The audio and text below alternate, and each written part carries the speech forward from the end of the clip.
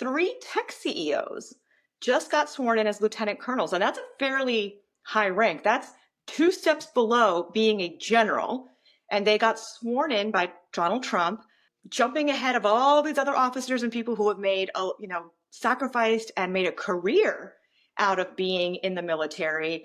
What do you think is going on here? Jamal, I know everybody's paying attention to the fact that we may or may not be at war with Iran. Israel and Iran still are, for sure. But there is something else going on with the U.S. military and the Trump administration that I wanted to make sure you and I got a chance to talk about.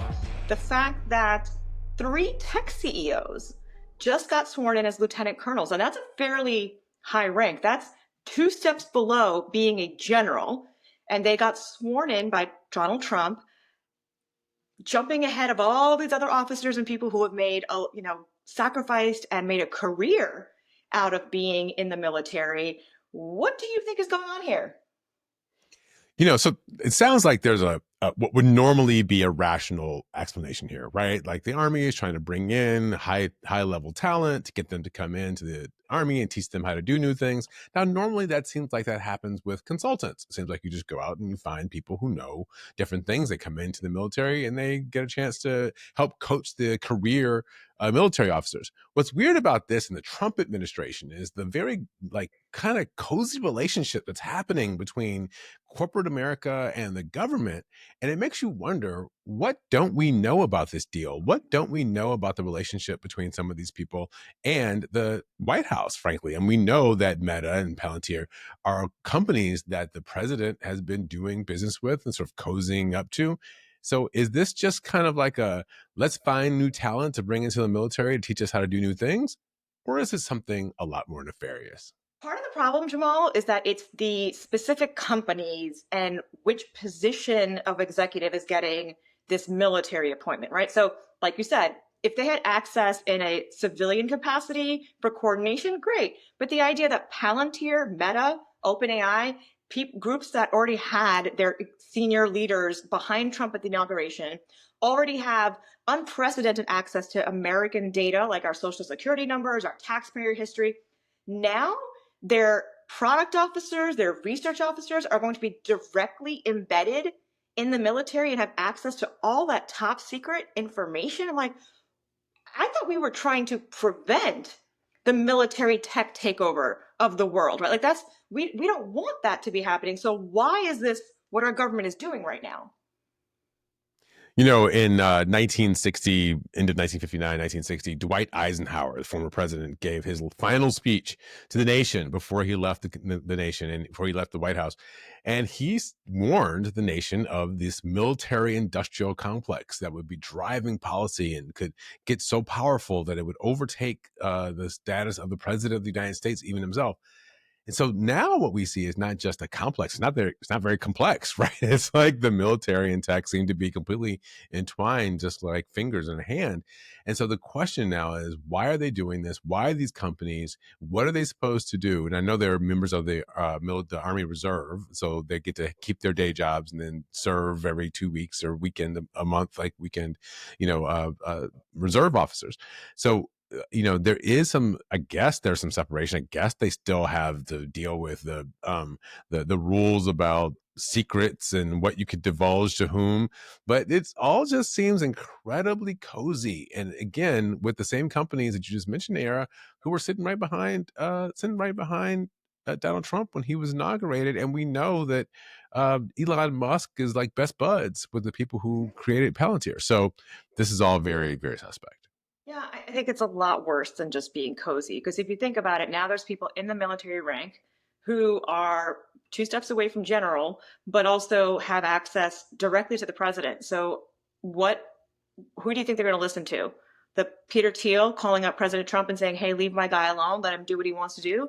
And then President Trump picks up the phone as using his commander-in-chief hat and telling the Army Reserve or the Army to leave those guys alone and let them do what they want to do. Like, this totally interrupts the chain of command, the unit cohesion, how we've developed our Army and the civilian oversight of the military. All of that ends up going out of the window when you have these weird relationships. It also goes to what we've talked about, this idea that these tech CEOs like Peter Thiel and Elon Musk don't believe in civilian government. They don't believe in governance or democracy.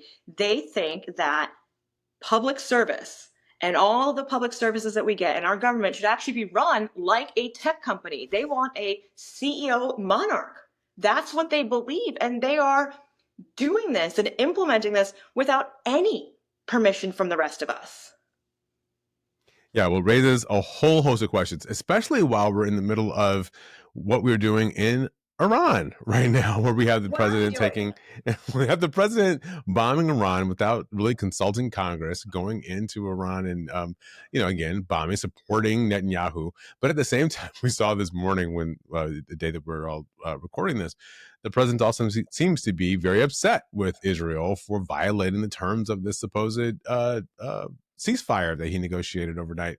So we just don't know what's going on. The most disturbing fact, other than the fact that we get drug into another Middle East war that the American public hasn't been educated about, is that he's not even educating members of Congress, even Republican members of Congress who are telling the truth back door are saying that they're not even getting all the briefings to know what's going on. So we've got this effort to try to contain the president with some legislative solution, but I don't know if that's going to work. Look, here's the reality.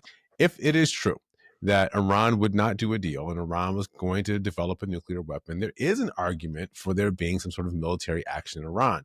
That action, however, requires the president to take some steps to educate not only the members of Congress, but also the American public about why this was important, not just when he does it, but to get people on board to know this is something that has to happen. And there's an international community that needs to be at stake because, frankly, countries just can't go around bombing each other. That doesn't turn out very well. Well, we're going to learn that. We're going to learn that apparently because we didn't learn that lesson from the Iraq War when some of the similar voices like Netanyahu and like John Bolton and all these other neocons were like, hey, we can bomb our way to success and victory. Well, really, that actually at the other side of it, the military action is used as a threat to further a diplomatic action. And Trump had told us, the American public, I'm going to wait 2 weeks. I'm going to leave a 2-week window for negotiations. Right. You know who was doing that negotiating? Leaders in Europe with Iran's foreign minister. I am pretty certain that Netanyahu just called him up on the phone and was like, hey, you're missing this window of opportunity. And as Netanyahu has played him to get what works for Israel, the same way that Russia has played him to get what works for Putin. That's the common thread here, is that Trump announces ceasefires in the Ukraine, announces it in Iran and Israel, but then his quote unquote allies, Netanyahu and Putin, people he thinks he has great relationships with, do what they want to do anyway. And the United States ends up being caught holding the bag. So what we know right now is that the United States did indeed attack 3 of the 4 nuclear sites for development. We don't know how successful those attacks were in destroying all the equipment. We don't know if Iran indeed transferred out the uranium in advance. We don't know if the nuclear scientists or information has been shared. Like, we actually don't know if we have stopped Iran's nuclear program. Like, you need to investigate that. You need to let people in to see all of this. So the idea that you are bombing your way to success is not a strategic end. It is a story of the moment. And then to wake up the next day and hear, oh, this amazing ceasefire got broken. Of course it did. Israel and Iran never announced a ceasefire. This is all Trump trying to pull a story together in real time without pausing to think it through and understand what the long-term implications are. Yeah, I was reading a story yesterday. It was from Foreign Affairs magazine, but it was about the Iran-Iraq war that happened in the 1980s. 8-year-long war. 1 million people died on both sides of the war. Iraq, it was after the overthrow of the Shah, and Iraq, the Saddam Hussein, who we all know from our war against him, went into Iran with the support of the United States intelligence community, the Soviets, many other Middle Eastern countries, went into Iran to attack to try to, overthrow the Ayatollah. Now, what happened? He wasn't able to do it.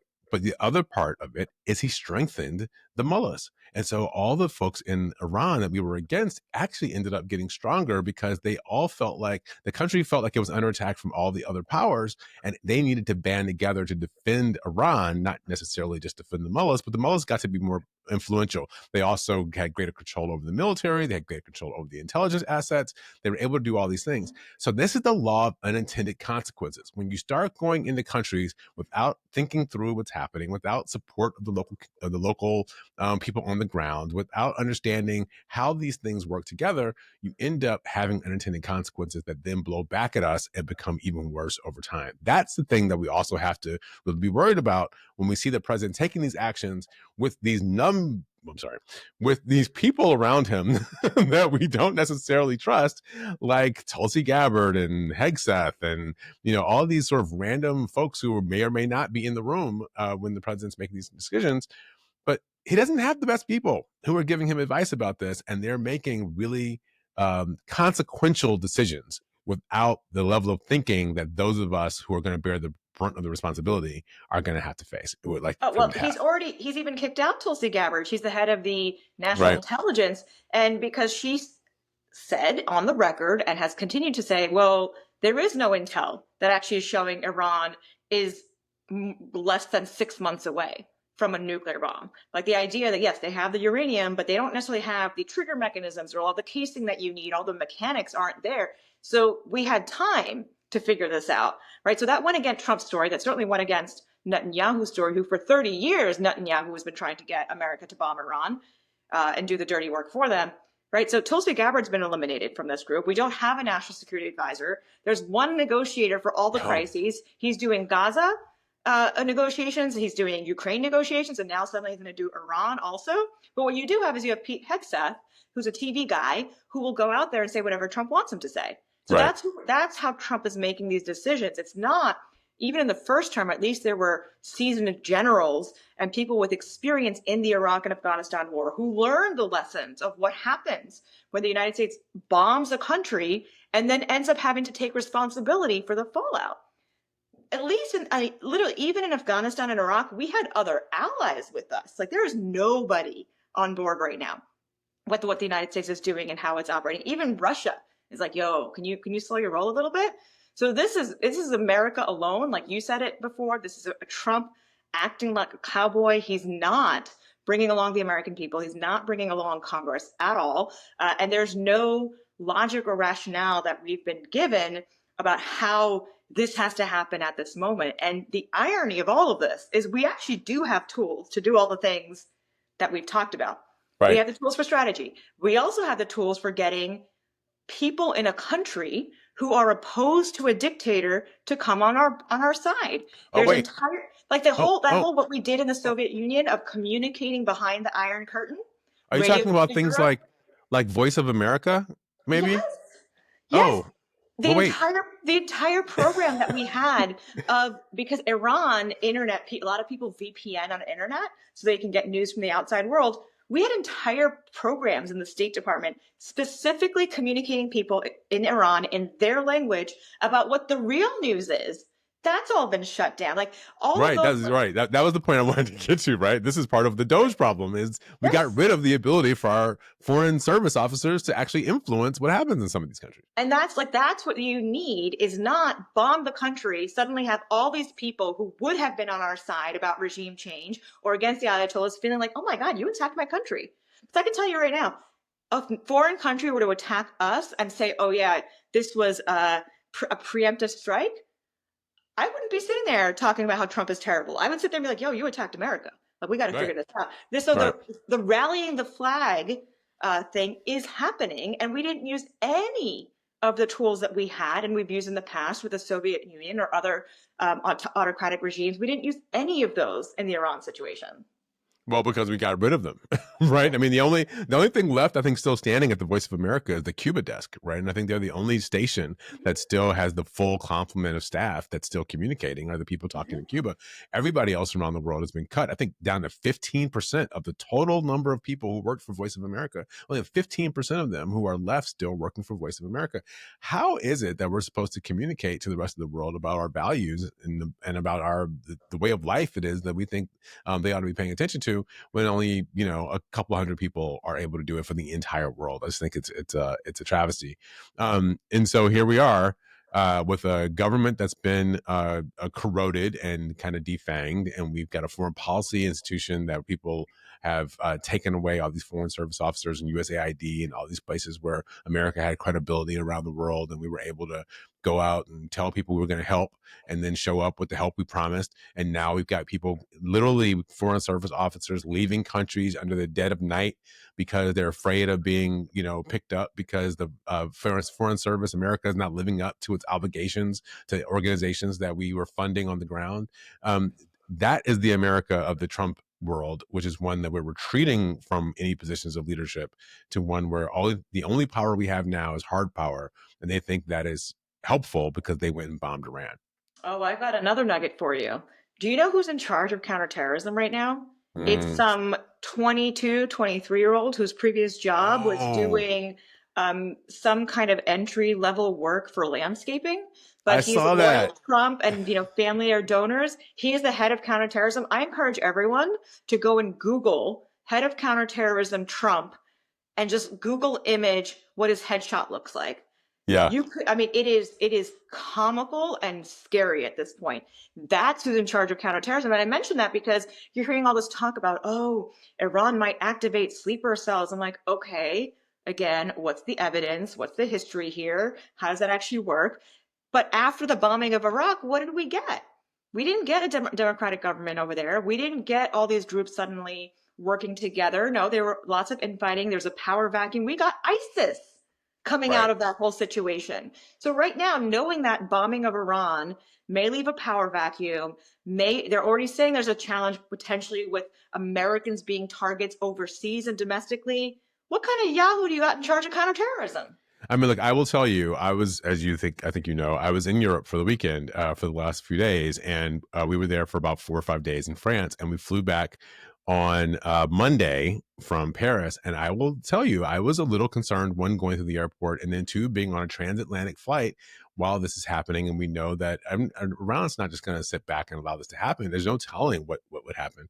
But and what would happen by some Yahoo who is just paying attention to it and decide that they want to do something to an American to sort of prove the point because they've been watching it on TikTok and on WhatsApp for the last and hearing about it for the last couple of weeks. So it's a real concern, I think, for Americans who live abroad who ought to be concerned about what their safety is, but the concern ought to be lodged at the White House for why are we going around and stoking fires and these embers without really paying a lot of attention to what the blowback will be and what the rationale is for doing it. Yeah. So what we're saying is that these are things that take some careful thought and consideration. And the people aren't in place right now who would do that. The people in place right now will tell Trump what he wants to hear or give him the answers that he's only looking for in the moment and not tell him about anything coming up ahead. And this is already a president who is deeply influenced by Netanyahu and Putin and the last person who talked to him in the room. And what that means is that our relationship with the world, our foreign policy is very erratic right now. We hear one thing one day, the next day it changes. And yes, they're going to try to sell you on the idea that this unpredictability means that no one knows what he's going to do next. You know how things work better? When your allies and people understand what's going to happen and you can all work together for a common objective. That is better for the world. That's better for the economy. We haven't even talked about the economic impact of the fact that Iran is able to block any oil and supplies coming out of the Persian Gulf. They can use their Houthi connections to stop it from the Red Sea. I mean, there's going to be an economic consequence on top of Yeah, you the could mine the tariff Straits of drama that Hormuz, Trump right? keeps operating. Yeah, that Trump keeps threatening. Right. Yeah, they could put mines in the Straits of Hormuz. You could stop ships from being able to pass through easily. Look, there's a lot of things here. The follow-on effects of this are not going to be minimal, and I think everybody has to be guarded for it. But we also have to hold this government accountable internally to make sure that it is acting in the best interest of America. Because the other part is we don't actually know how Trump is making these decisions, or who he's making them for, or what the impact is about what comes later, and what deal it is that he made or his sons are making as they're traveling the world doing business deals, and they're communicating that stuff back to their dad. That is the problem when you have a government and a president who does not have a blind trust for his income, whose sons are operating his business in his own name and then reporting back to him on a regular basis about what those business deals are, and hosting events for people to be able to invest in his meme coin, regardless of how much money they put in, which I gotta believe the intelligence services are monitoring the people who are doing this, because it's just a wide open